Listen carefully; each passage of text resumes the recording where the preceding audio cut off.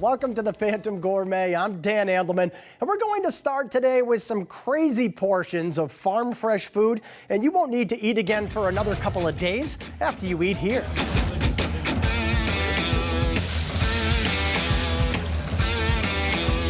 Sky-high chicken and waffles, hubcap-sized pancakes, a BLT Bloody Mary, mashed potato stuffed burgers, and Snickers bread pudding. At Hash House A Go-Go, the food is all kinds of crazy.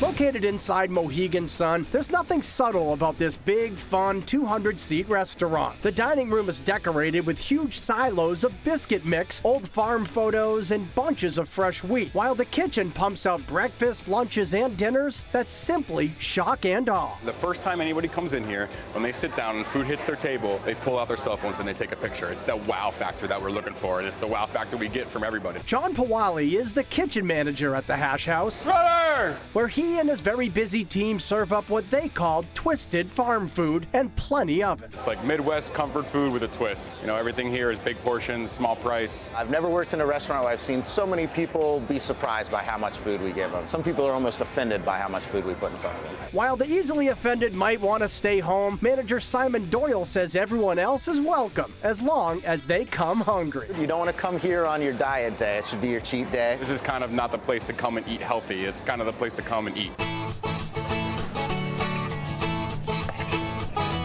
Breakfast is totally out of control, even with something as simple as pancakes, because here they're so big they cover the entire plate. They're 14 inches around for breakfast, which is probably about as big as your hubcaps. It's 12 ounces of pancake batter, and then he spreads it out on the flat top, and then he actually uses a drywall spatula to flip it because we need something that big to flip such a big pancake. While the pancakes are great, if you really want to go all in, the fried chicken Benedict is a truly heart-stopping experience. Weighing in at about 3 pounds, it's a downright silly stack of ingredients you have to see to believe. It's 2 cups of mashed potatoes, a split fresh biscuit, spinach, tomatoes, an 8-ounce chicken breast, scrambled eggs, 3 ounces of melted cheddar cheese, 6 ounces of chipotle cream sauce, pepper garnish, and that's it. For something a little lighter, the famous BLT Mary is a good choice, and it's garnished with everything you need to make your own BLT sandwich right at the table. But for those who are coming off a really bad night, there's an even simpler way to start the day, and it's called the O'Hare of the Dog. We serve 24-ounce Budweiser in a bag, which is kind of a throwback to the guys you'll find walking around on the Strip in Vegas. And it's also served with 5 strips of bacon. So maybe you're waking up, you're not feeling that great in the morning. You can only get down a couple pieces of bacon, a little bit of the hair of the dog that bit you.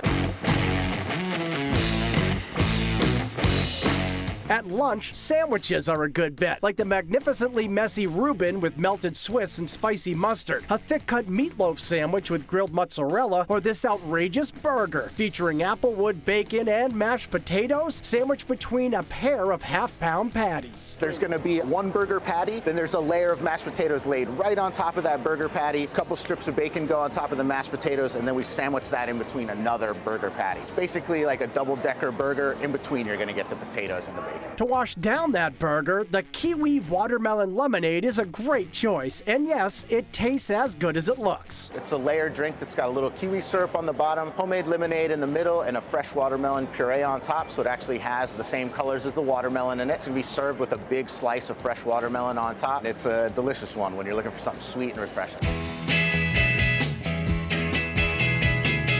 If somehow you're still hungry, there's plenty more for dinner, and it begins with a complimentary bowl of fresh-baked biscuits. We have one person here that's dedicated to make biscuits. She comes in 6 days a week, and she just makes biscuits. That's her job, and she's got it down to a science now. So when we make our biscuits, we make them about 2 to 3 inches tall. They're really light and fluffy. They break apart. They're probably the best biscuit you'll ever eat. And this might be the best version of chicken and waffles you'll ever eat. A tempting tower that's kicked up with sage fried chicken and bacon-infused waffles. First, we'd start off with a fresh Belgian waffle that we stuff with bacon, and then we coat our chicken with cornflakes and sage, and we fry it. We stack up the waffle like a pyramid. We put the 2 chicken breasts on top of that, and we put fresh fried leeks, more maple syrup, and then a little pepper garnish and barbecue sauce on the plate to finish it off. Of course, dessert here is just as impressive as the rest of the food, either in liquid form like the s'mores mocha, or plated up like this delicious brick of Snickers bread pudding. You have to get the Snickers bread pudding. It's an enormous dessert. It's our homemade bread pudding that we cooked. It's got Snickers bars basically smashed up and cooked right inside of it. We top it with a couple scoops of ice cream, a little chocolate syrup and caramel. caramel, and it's a good one to share. Breakfast, lunch, or dinner, for huge plates of twisted farm food, all you need to know is Hash House A Go-Go.